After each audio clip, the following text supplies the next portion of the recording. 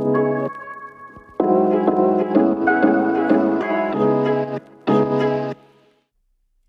guys, it's AleXa, and today I'm here to talk about my new song, I'm Okay. Be able to co-produce and write it with AleXa in Arcades. And I'm Alex Karlsson. I'm Matt from Arcades. I'm Max from Arcades. And we have co-produced and written I'm Okay for AleXa. And we're in London. And this is the Soundcheck. I'm okay, tell the doctor, stay away. I don't want to find out, don't want to calm down.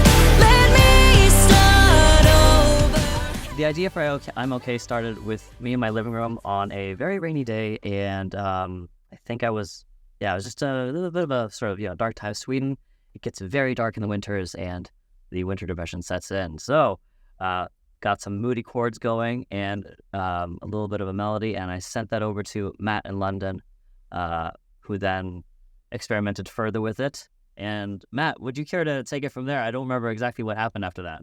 It was still a Zoom era of writing, not long after COVID. So we had actually been sort of reliving our youth with a whole bunch of old pop punk songs. Yeah. I think we kind of did maybe like, how many? 5 or 6 of those. We did 5 or 6 pop punk songs where we just jammed out on guitars and screamed into the microphone for a couple of weeks there.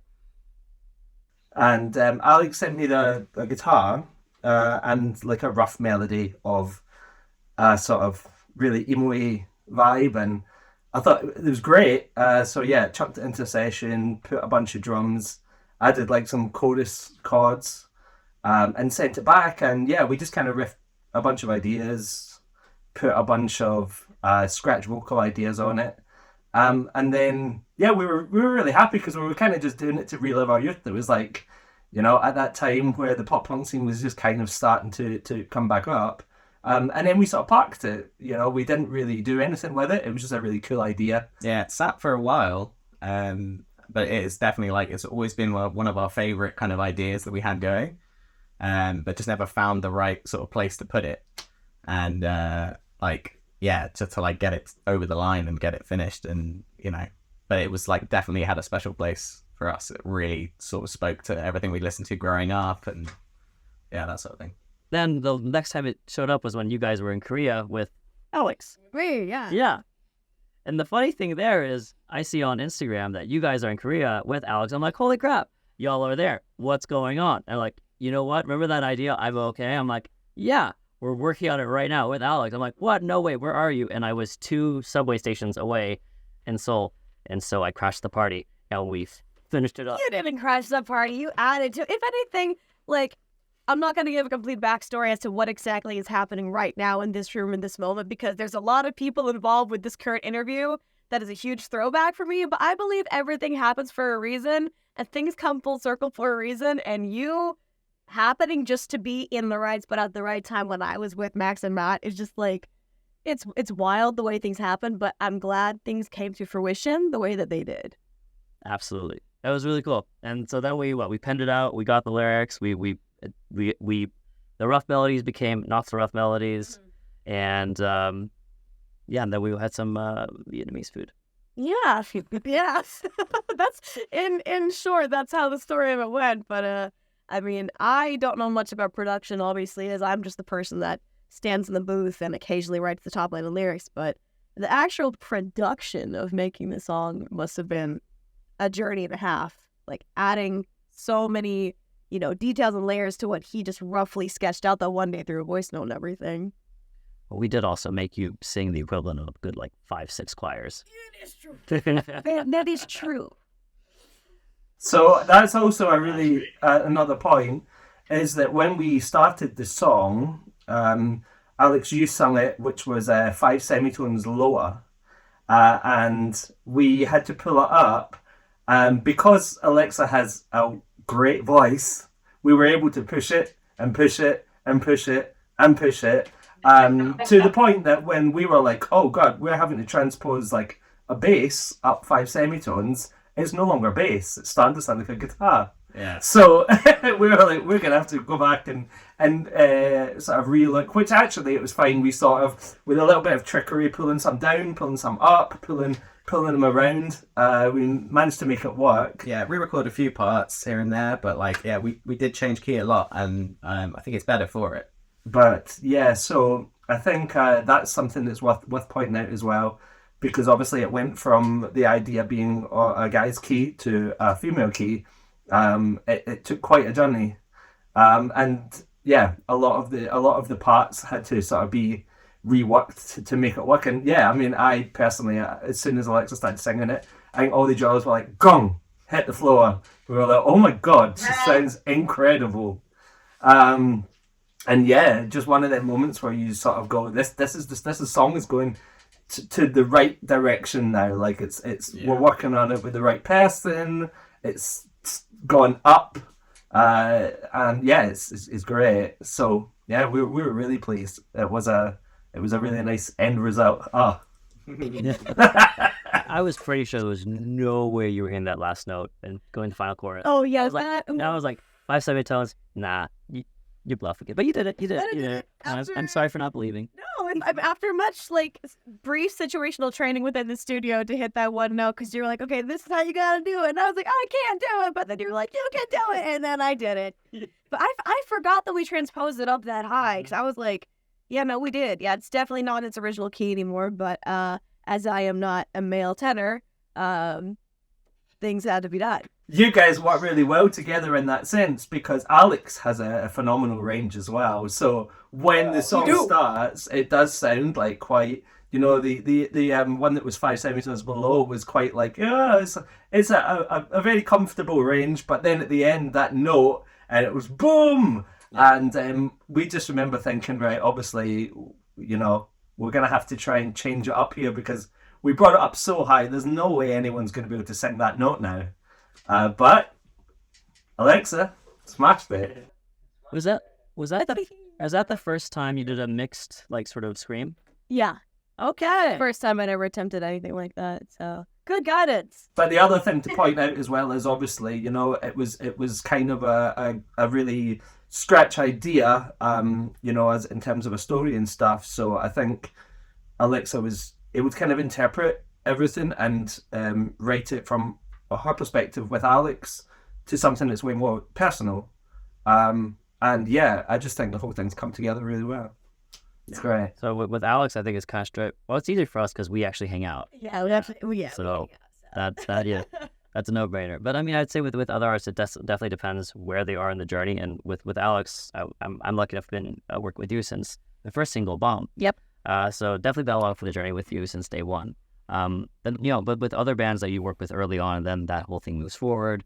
I think like I mentioned this every now and then, like for example, NCT Dream started very, very bubbly and bright and very youthful, and then there's, you know, going through those stages of the artist development as not just they get older, but also their fans get older and their lives change. And so it's not just the one side, it's you're maturing with both sides, and being able to follow that through is, I think, part of our job as well.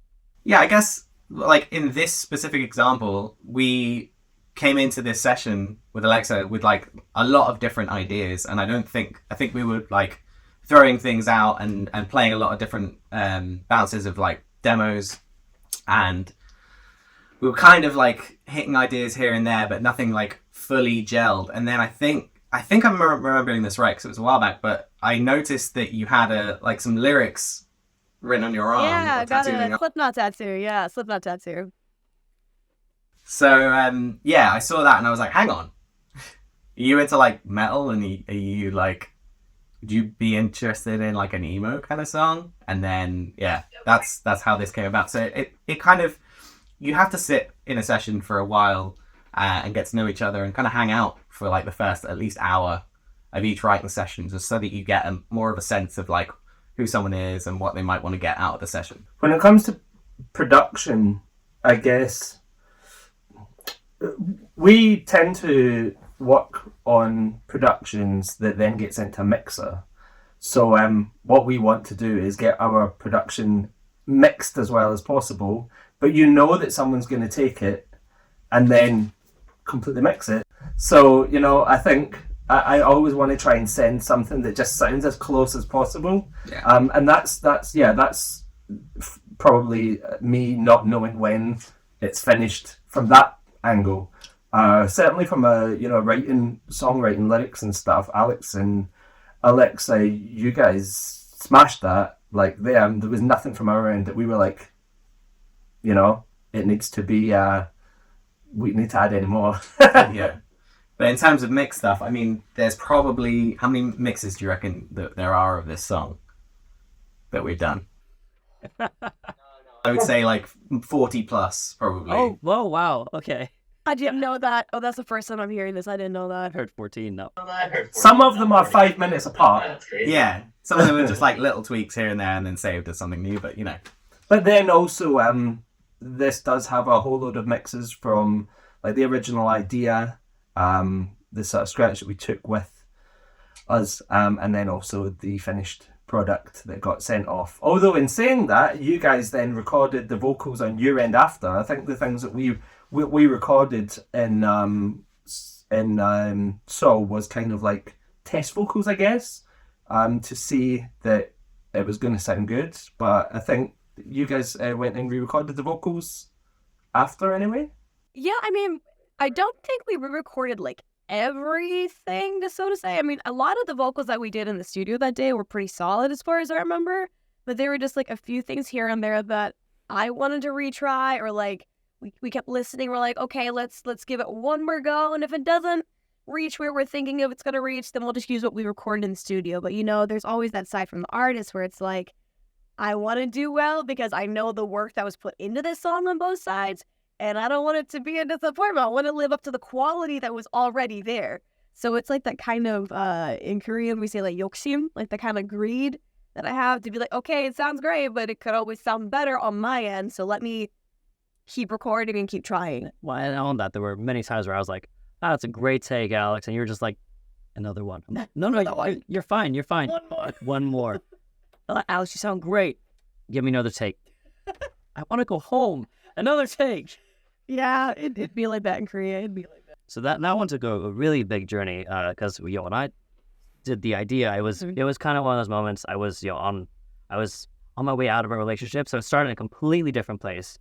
And so the one thing that we did have lyrically that was solid was the I'm okay part. Yeah. And then that turned into a whole other story when we got in the studio together. Yes. And we sort of rewrote almost everything except those two words. Yeah, I mean, I think the first half of the chorus, the okay, tell them to stay with Yeah, that's there. That, I believe, stays the same. But I'm trying to think back to what you originally... We really like, because mine was very much heartbreak. Yeah, We just got rid of all of that and dug in somewhere new. Somewhere, I think it was somewhere retired that I had within my 13-year-old self back in the day. And that is still very prevalent now in my adult life, in my late 20s. I was about to say late 30s. I'm not in my 30s yet. Yeah. It's not that bad. I have faith, but I mean, bouncing off of what Alex just said about the lyrics and everything, it's like, I mean, I've been very open about this on social media, so I feel like most of my fans or people that follow me on social media are aware of it, but I myself do have bipolar disorder, and I've struggled with mental health ever since I was 16. And so when we had this solid song with this amazing melody and already meaningful lyrics strung about that, I was like, okay, I definitely want to personalize this a bit more, but like, I think I want to go a bit deeper, because I feel like most things I've put out in the past, while some of them have been written by my hand, have been maybe a little superficial still, because it has to be that marketable level of pop for the most part. But with this one, it's like, no, we're going to go back to that angsty sound that I used to love when I was a teenager, and we're going to go with real raw lyrics that I feel are coming from the soul. And then we wound up with this. So, I mean, the times that I've done that, it's done the opposite of what I've expected. It's done very well. So as much as I'm like, yeah, it's probably won't be radio, it's that then it goes and does well. I'm just lucky in my unluckiness, I guess. oh, I mean, I guess what would be the opposite of that though? Like writing something specifically that's not something that's coming from you, but it's something that you're trying to emulate to get on radio. To me, that kind of is slightly false. That you're sort of, because I guess music is supposed to be a reflection of you and, you know, what you're about. And then if you're literally just doing something to get on radio or TV, and you actually wouldn't even listen to that song yourself, then, you know, you're not going to be happy. You know, you're going to be playing. Has to be in it. You're going to be playing songs night after night that you don't even like. So, you know, it's, I mean, maybe you like them, maybe that's strong, but, you know, in the end of the day, the ones that you want to play every night are the messages that you want to be telling people, you know, the ones that are really coming from you. And I think that's kind of the flip side of your question, I guess, is, you know, sometimes you have to take a gamble, and, you know, sometimes it pays off, sometimes it doesn't. But the most important thing, I guess, is that it's a true reflection of, you know, who you are as a person. Not to butt in or anything, but from the artist's perspective, the one who is the one who has to record the songs, who has to perform the songs, whether or not I write them, agree with them, or like them, I feel like at this point, just with how much of a, I don't know, I feel like I'm pretty open and very talkative and connective. Is that a word? Connective? Is that a word? I don't know. With my fans and the people that follow me on social media, I feel like they can always tell when something comes from me versus when it's like, oh, okay, well, this is a really good song that she recorded, versus when it's like, oh, like, I really like what she wrote. Like, I like what she's doing with this. And it's like, that's not to say, oh, real artists should only record and release what they write. You know, if you release things other people write, you're not a real artist. It's not to say that at all, because, you know, you could be the most amazing singer, but maybe you can't write music. But hey, no problem with that. But I definitely feel like specifically with I'm Okay, this is going to be a huge step forward in my career as an artist, not just as someone who's standing in a booth and singing, not just as someone who is writing lyrics or potentially helps a little bit with the top line here and there, but conveying a genuine message that feels like it's a real representation of myself for the first time in a long time.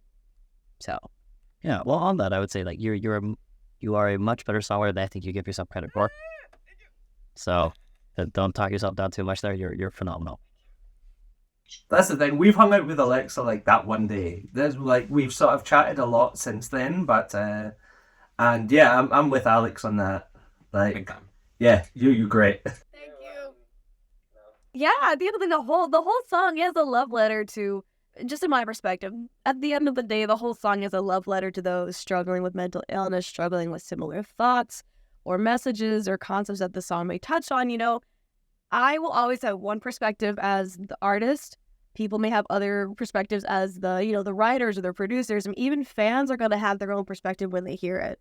Because, I mean, as it is with the last song that I put out, my take on it is completely opposite from what I know the original lyrics are written for. But, you know, the whole song, I really wish I could be like, yes, this line on 22 seconds in this exact verse. But it's like, you know, Max, you're saying the whole thing. The whole thing. I remember some really magical parts on the second verse. I don't remember exactly what the words were. Yeah. It's the next part. And it's all distorted, lightning like that now. Yeah. Yeah, but But again, without the context of what comes before, it doesn't hit. That's the thing. The line before empowers the next one. I always think about it as if every line is an edgy, cool line, none of them are. And the same thing, if every line is basic, then well, they're all basic. So it's really, you have to put those kernels in, but sometimes those kernels are only special because of the things surrounding it. That same line that you're talking about. I mean, obviously, I kind of don't have a favorite line. You know, this is Alexa's story, but you know, that part, just the melody and the lyric, it's all distorted, crossing over. I always thought from a production point of view it was really cool because it is a really grungy part for me, you know, the way that the melody crosses over. And I just think that the lyric kind of has two meanings at that point, and I just thought, well, that's kind of cool. And it also always gave me sort of hints of like Creep by Radiohead. Oh yeah. You know, the I'm a Creep. So yeah, I thought that for me was that's my favorite part. But I'm looking at it from a completely different perspective, I guess. We go, oh my god, what's that snare doing? That's I love it. You're not supposed to sit on the couch. But hey, all perspectives are valid, so. For me, it's like the turnaround in the chorus, like in the middle of the chorus. Can we start over? Like, over those chords, that gives me like the nostalgia of the My Chemical Romance feel from when I was young. You know, that I just love the melody of that, and how it works with the chords. So Was your original lyric "Can we start over"? I think it was. No, I don't think so. Really? Nope. That was one of the changes you made. Because it's "Let me start over." No, you that I don't even remember. What agree? "Let me start over." That's all you. Oh, That's all you. okay. Cool. yeah, This is great. So we're always obligated to say something for a press piece to be like, oh, this song is this, and I really hope the fans like this. But, when I've had to submit my little think pieces for interviews I've had here and there leading up to this release, it has been like genuine wording coming from the heart, because it is, so many times in my life and also in people around me that I know, oftentimes you can tell when someone's off. You can tell when someone's not exactly in their best headspace, not in their best mindset. And, the first thing you want to ask would be like, dude, like, are you okay? And more often than not, if we're in similar mind spaces, people with mental illness typically don't want to consider themselves a burden to other people. So we're always going to lie and be like, oh, dude, I'm fine. Like, I'll get over it. No big deal. Like, I'm okay. And my message with this song specifically, especially it being called I'm Okay, is that the conversation doesn't have to stop at I'm okay. Like, you can be honest. You can continue to talk about it. Because if someone is willing to ask you, they're willing to listen and to hear you out. So that's my little takeaway from this. Love that. I agree. Yeah. I think it's really important. I think it's do you know what? That whole thing I think it's important for both people, because, you'd be lying if you said that you hadn't heard people in the past going, oh God, that person, this and that. And I think that's why people don't want to say something. That's why people think that they're being a burden, is because they've had someone in the past say something like that. And I think that, until everybody opens up to, the fact that people might not be okay every day, then, there's a responsibility on both parties, I think. So, yeah. Agreed. 100%. I'm telling you, just scream from here, not from here. Yeah, he said to scream from like the throat area, not from that voice in the mouth. Because the thing is, I feel like if anybody's taken basic ass choir classes in the past, anytime you do a high note, it needs to be in your head voice. It needs to come from here and everything. But when it comes for the sound we were looking for, because it was mixed, it's not just in the head. I don't even know how to describe it. You know how to do the things, so you have the words. Yep. No. But yeah, what you were taught was lies, but we're breaking those lies down. We're breaking the lies down. But Absolutely. yeah, I just remember sitting in the studio for probably a good 5-10 minutes, just going like, just trying to figure that out. Oh yeah. It was great. It was man, I feel like I got to unleash a lot of my anger by yelling at you, scream louder. That was A hardcore personal training session. Go louder! Go! You can do it! Go! With things like that, with things I've never tried in the studio before, especially regarding this exact sound we are wanting to achieve, it's like I tend to block myself in my mind, and I need someone to be like, no, try it, do it, you're not doing it, do it, you can do it. Ah! And it got me there. So, yeah. I just agree with what you've said.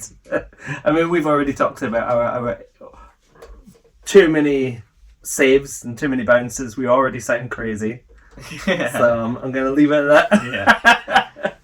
Yeah.